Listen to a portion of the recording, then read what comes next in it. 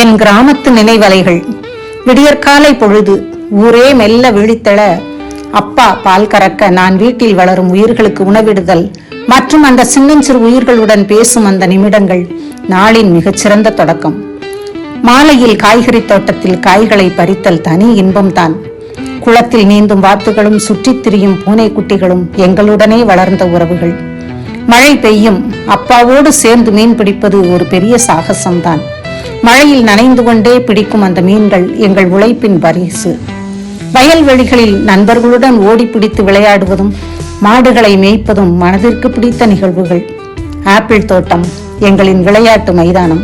அப்பா பழங்களை பறிக்க நாங்கள் கீழே உட்கார்ந்து சுவைப்பது இயற்கை கொடுத்த மிகப்பெரிய கொடை.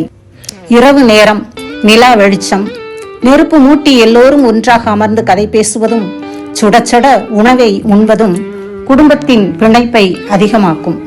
இசை, ஆடல், பாடல் என அந்த இரவு இனிமையாக முடியும். நகரத்தின் இரைச்சல் இல்லாத அமைதியும் அன்பும் மட்டுமே நிறைந்த இந்த கிராமத்து வாழ்க்கை மிகப்பெரிய சொர்க்கம். வாழ்க வளத்துடன்.